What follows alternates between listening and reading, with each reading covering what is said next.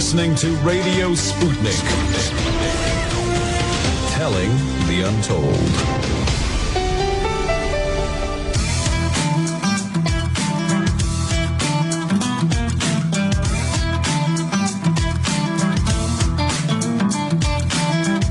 Welcome back to Political Misfits on Radio Sputnik. Let's talk to our next guest. I T-balled this next question up because Steve Grumbine is one of the best people when it comes to talking about money, how we relate to money, and how we relate our values to the capitalist system we live in. Steve Grumbine, founder and CEO of the nonprofits Real Progressives and Real Progress in Action, and host of the podcast Macro and Cheese. Steve Grumbine, welcome back to the show.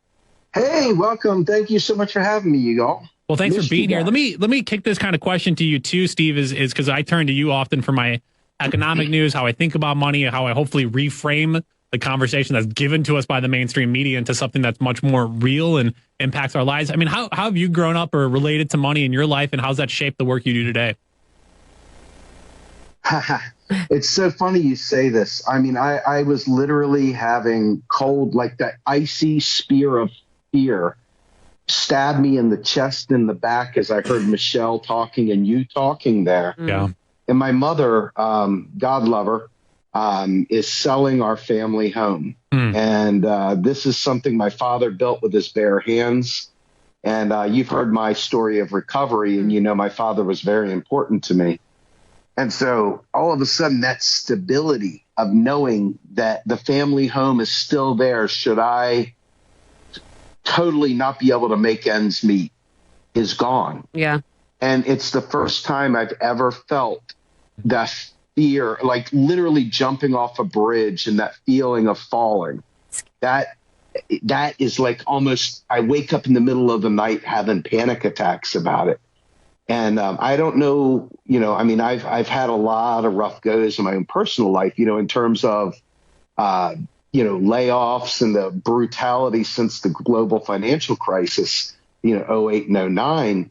And I've never really dug out. So all this stuff is very real to me. None of the stuff that you and I talk about is like hypothetical pie in the sky stuff. I became an activist on economics because my life was being destroyed by economics. Yeah. And I was seeking answers. So I just wanted to tee up that your monologue or the dialogue there really touched me. So yeah. I just, yeah, I mean, I just, spot on. I know if I remember correctly, I mean, obviously it's been time, but I feel like the most tense conversations I've ever overheard my parents having was around money.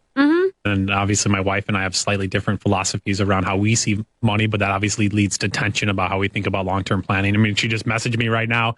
There's a Twitter thread going on right now of people saying in DC, what's something you would have told your younger self? And it's people saying, mostly I would have bought a home at a younger age. And it's like, well, I didn't buy a home. And I'm panicked. I mean, it's just such a driver in anxiety. Yeah. Yes. Steve, and then just to know how many people in our society around us, as I mentioned here in Washington, D.C., we have a incredibly rich class and we have incredibly poor classes that leads to stress. And then you wonder why people get into little tiffs and taps on the metro or on the bus, or why somebody might cut you at the supermarket. That sits within our society. It's not like people are just like walking around with smiles. And it's like, no, people are really aggravated. And when it comes just to like doing things functionally together, they can be quite frustrating. Let me pivot here, Steve, to talk about people that are doing quite well financially, those who oversee our economy. And that's a continued controversy at the Federal Reserve. It's been revealed this week that Federal Reserve Chairman Jerome Powell sold between $1 million and $5 million worth of stock from his personal account on October 1st, 2020. Powell's sale of shares from a Vanguard Total Stock Market Index fund had not previously been reported. The sale occurred right before the Dow Jones Industrial Average suffered a significant drop. The Dow would lose 1,600 points in October, 6% of its value. Powell's stock sale came against a backdrop of Donald Trump balking over an urgently needed new economic stimulus package at the time. And meeting logs on top of it show that Powell had been in contact with Treasury Secretary Steve Mnuchin. I know. I just like to say Mnuchin. It makes me laugh every time. 4 times on August 1st. So basically, obviously, the Fed chair is having direct talks with the Treasury. Treasury saying, look, I don't think this plan is coming that's going to stimulate the economy. And then all of a sudden, days later, Powell sells the stock. And if it's not enough, 3 other Federal Reserve officials we've already talked about in the past have also been sidelined and had to retire early. Dallas Fed President Robert Kaplan and Boston Fed President Eric Rosengren were compelled to take early retirements as a result of the disclosure of their own trades And Fed Vice Chair Richard Clarida also came under fire for stock trading. The other trades are now subject to investigations by Fed's own Inspector General and the SEC. I mean, Steve, it was quite funny. If I was reading Bloomberg or CNN, Bloomberg this morning, they were telling me there's nothing improper done here by Powell. I'm going to beg to differ. You know, this is common, right? These folks have intimate knowledge. All of them have intimate knowledge. They are at the levers of the entire, apparatchik. I mean, the whole thing. They get to see the insides and the outsides, and they have knowledge before things happen. And the thing is that that's piker money. That's small potatoes. We've seen so many huge bits of corruption. It's overwhelming how much corruption there is. And so you see Powell sell his stuff and make $5 million or whatever, and it's awful. But the problem is we don't have a regulatory system that really, truly, actually solves these problems. Mm-hmm. We don't have enough regulators, and we don't have enough auditors, and we don't have enough actual, criminologists and others to actually take down a Powell, to actually investigate a Powell, to actually do something. And even if it's not legally wrong, like Obama said, well, it may be very, very immoral, but it's not illegal back in 08 and 09 when he's talking. I think that this is a case where, once again, if the people were to have written the laws versus lobbyists and corporations, you might see a very different outcome. We might have a very different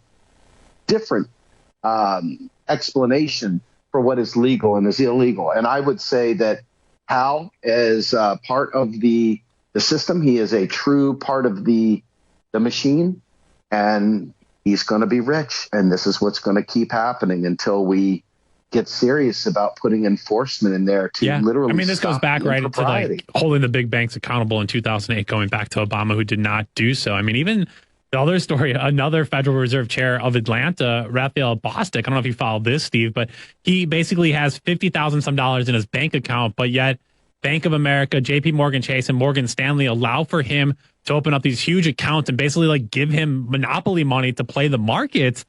And most of the time, these accounts require some of your own, like $1 million to $5 million to open these special brokered trading accounts that then you can operate within. And they basically are just like, I don't know, it sounds like cheating to me.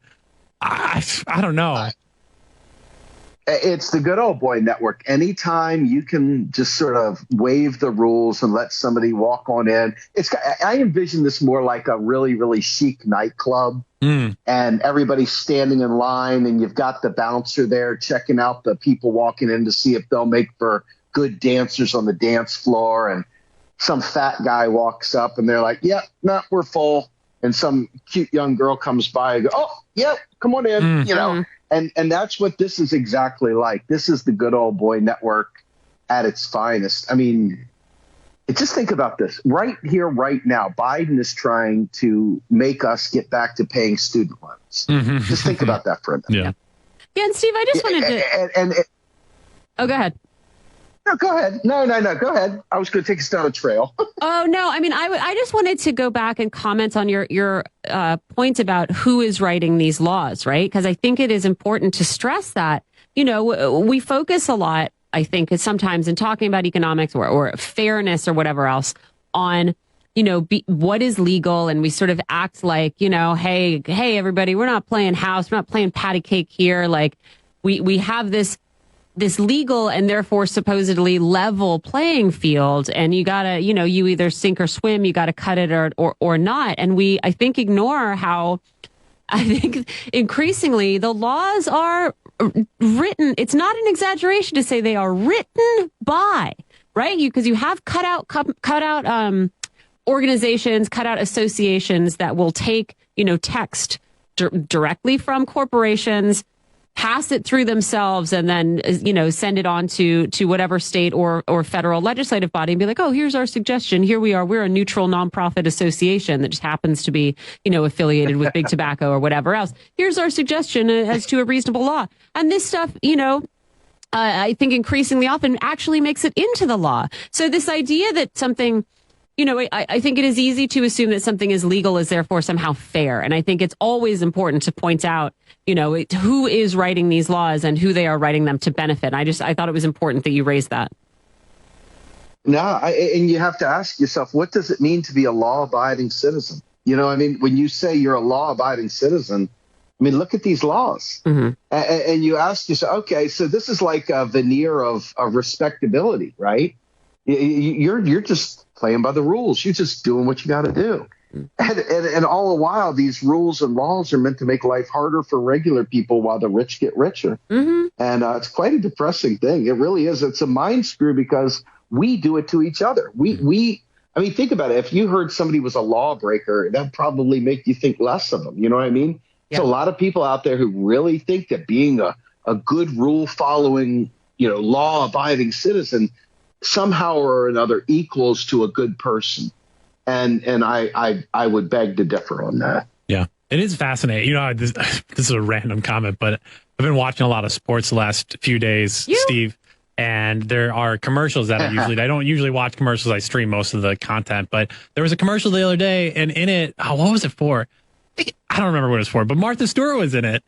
And you're like, well, this lady is a white collar felon, and yet we rehabilitate her. She's in some corporate commercial across America. And then I just remembered that story from like 2014 that there was a convicted felon in an elevator with Barack Obama, if people remember this story. And there was like a security person, he had a gun on them, and everybody's like, oh my God, they let Barack Obama in an elevator with a convicted felon. And it's like, if you're a white collar criminal in this country and a felon, it's like, oh yeah, just whatever, Martha Stewart, totally cool. And it is interesting how some people can break the law, some people can follow the law, some people are rehabilitated, some people aren't.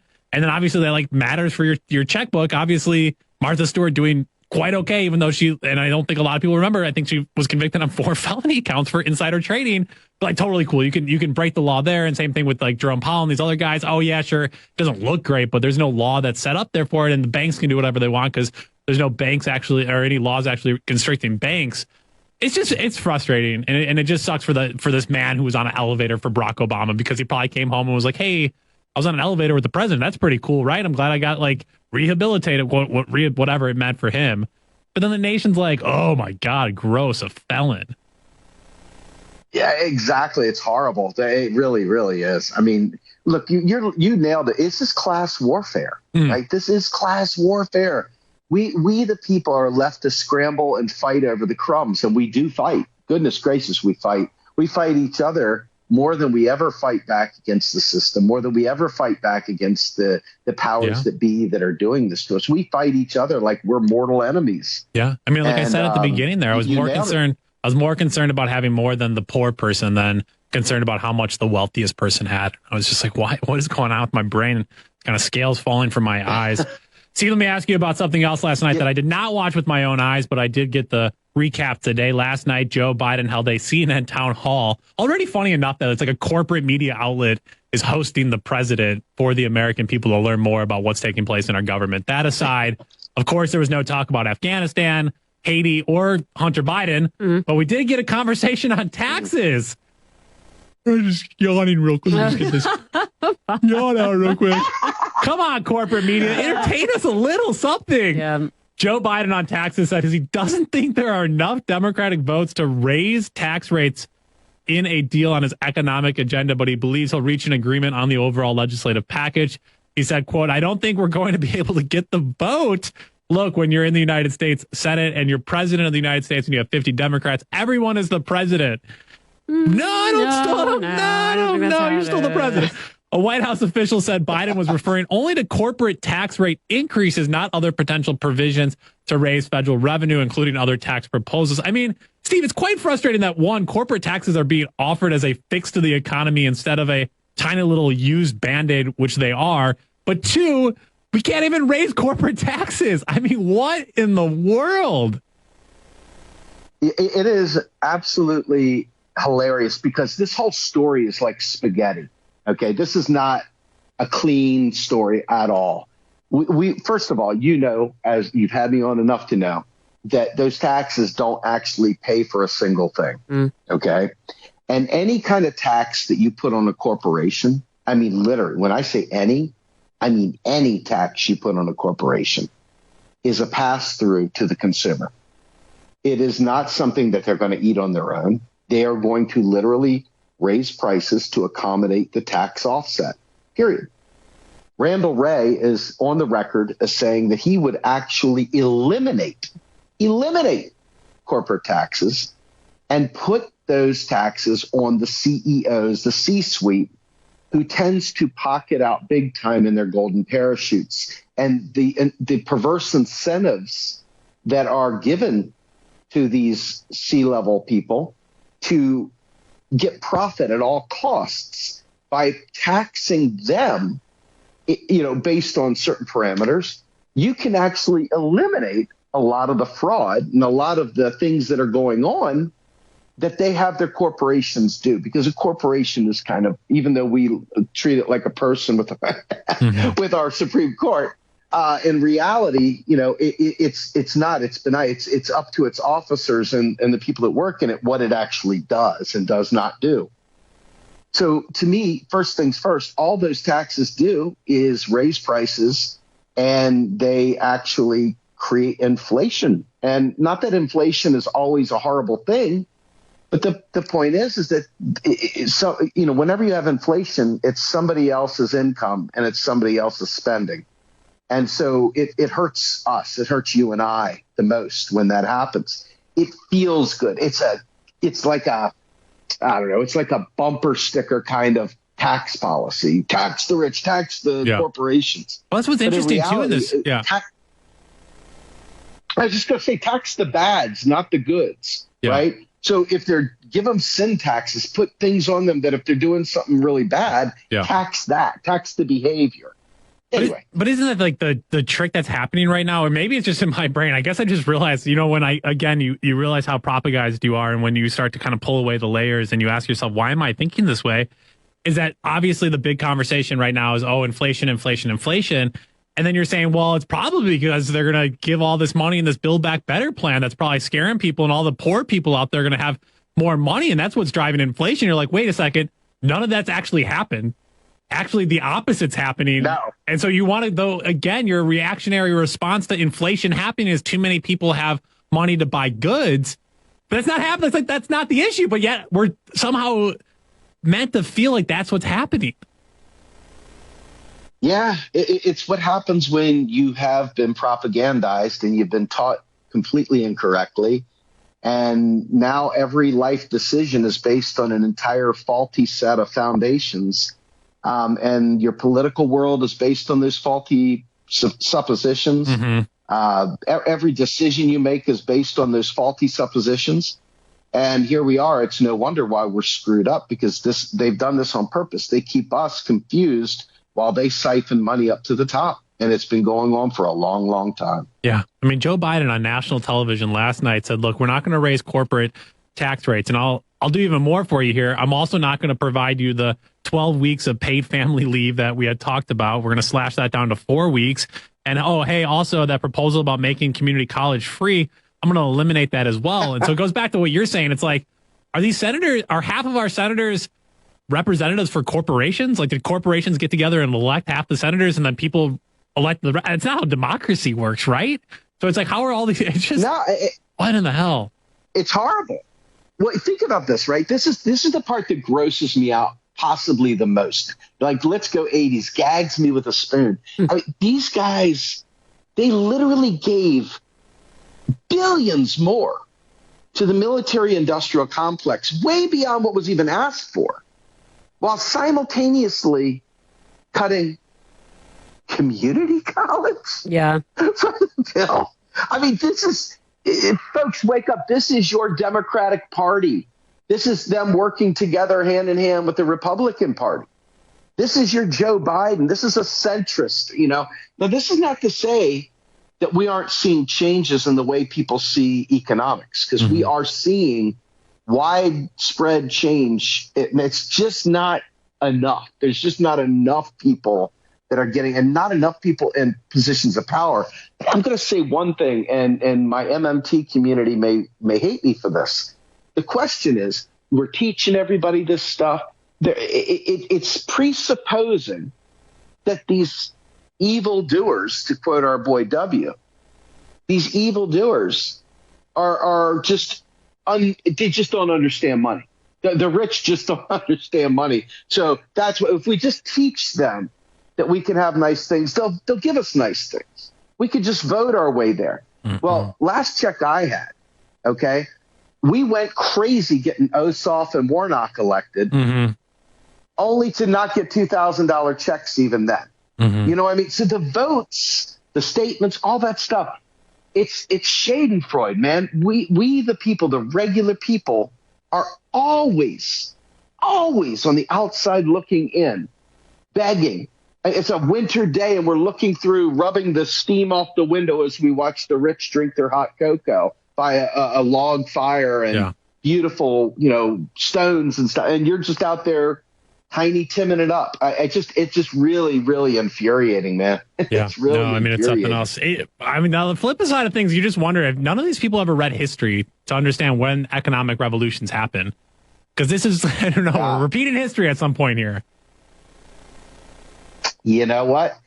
I mean, we look around and I don't know. Boy, oh boy, it took a lot for me to do this, but I watched the HBO special the other day called 4 Hours at the Capitol, I think is what it's called. Okay.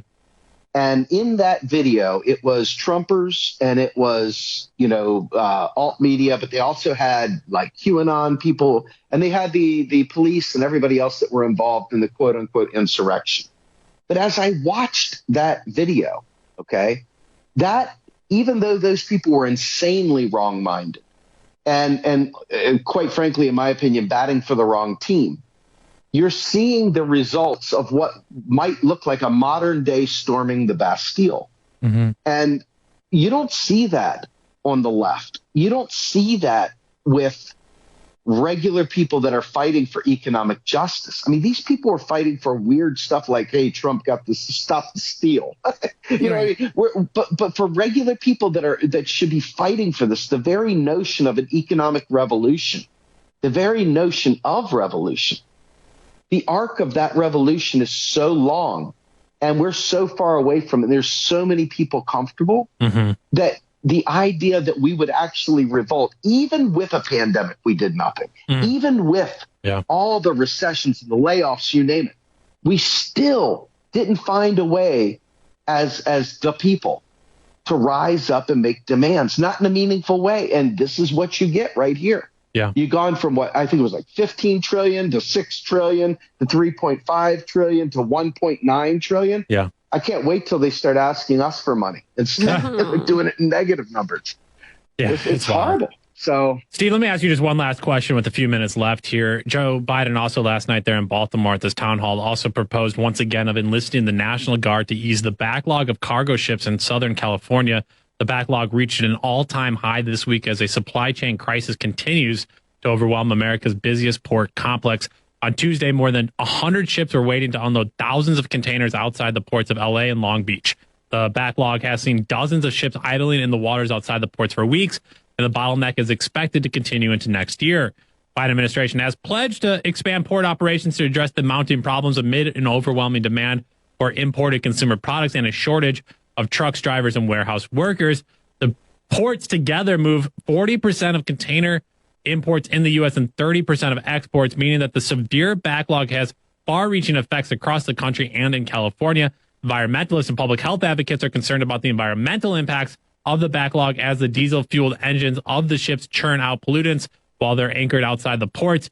Even in normal times, the ports create more than 100 tons of smog and other cancer-causing contaminants each day. Steve, take it where you want. I mean, what do you make of this remarkably large backlog at one of America's busiest ports? So 3 things right off the bat. Number one, this should tell you anybody that says the United States is printing money and that's why we have inflation is an economically illiterate person. Okay, that they are not even a serious person. What you're seeing is the goods and services that we need that are trapped at sea. And the prices are going up because there's simply not enough supply to meet demand. And so when you have supply chain issues, distribution issues, inflation is a natural outcome of that. So that's number one. Number two, you see people who have said, hey, you know what? I'm good. I'm not going to work in this shit. You're not going to give me poor wages anymore. You're not going to give me garbage conditions. And the great exit from the workplace has really taken off. A lot of people have really, truly stepped away. Yeah. And so people are saying, hey, I'm not willing to do it. So I think you've got an issue with the supply chains getting it around, which is driving prices up. I think you got a worker shortage because people realize that maybe they can live life a little better. And then on top of that, and maybe this is the bigger issue here, you've got a government that is inept at seeing the needs of the people and taking action for them. Well, at least Pete Buttigieg is there in place at the transportation secretary. So. Is that not giving you confidence right now? Who's on maternity leave? Oh, okay. You get maternity leave, sir, but not the rest of the people of America. Exactly. It's a sad situation, but this right here should be what everyone realizes, because you look at Zimbabwe and you look at Argentina, you look at places where there were supply shocks like Weimar, and I mean, we're nowhere near that, but that is what drives up the scarcity and drives up the panic. Yeah. And so, everything from semiconductors on around, fuel shortages, you name it. We're in unprecedented times right now. And it'll be interesting to see what our government does to ensure supply chains start operating in a way that get people what they need. Yeah. The environmental conditions notwithstanding. Yeah. And kind of what I was talking about at the start of the hour here. Again, obviously people need stuff. I mean, like I buy stuff as well. But when we live in a society whose value system is so based on the collection of things, on buying things, I also kind of want to push back and say, like, American people, like, stop buying so much stuff. Like, try to stay off of Amazon a few days and try to focus on the things that are free or that don't cost. We don't need to consume everything around us. I think, Steve, we also need kind of a reevaluation of our value system, at least from the people side of things, aside from this consumption side of things in big business. Absolutely. If you ever want to learn more about that subject, there's a guy named Jason Hickel, Dr. Jason Hickel. He is a degrowth expert, and he talks about how the global north has literally taken up all the extra carbon, and the global south is literally paying the freight for the north to live high on the hog. So check him out, Jason Hickel. He's got a great book called The Divide. I strongly recommend it. And degrowth is the way to start looking at this big time. No, absolutely. Last thought here. Let us know where people can find your work. I also, I obviously don't put much stake in the Democratic Party. I know you don't either. And even when you get a lone few people here and there, it doesn't make a huge difference. But it does seem like John Yarmouth saying he's not going to run for re-election there in Kentucky. Not a great moment for the little tiny bit of hope you might have within the system. Definitely hurts losing him. Yeah, after interviewing him and his son a few weeks back, I really developed a fondness for the guy. And then come to find out he's had his fill, and 2023 will be the end, and he's not going to run for re-election. That's a real shame. I'm hoping his zeal for getting the MMT story out there will carry him through to that point so others will learn it. I understand about 30% of Congress understands it, so that's hopeful. And as far as where you can find me, please come to our website, realprogressives.org. You want to find the media that I do. I'm largely a podcaster, so you can see the podcast that I host under our media dropdown with my primary podcast, which is Macro and Cheese. And the other podcast that I co-host is the New Untouchables, and it's on hiatus. We just finished up our second season, and we're trying to evaluate whether we're going to go for a third. But right now, you can find us there. Very cool. Steve and Grumbine. Our YouTube channel, Facebook, you name it. You're everywhere. Really appreciate you being here with us today. Thanks so much for your work.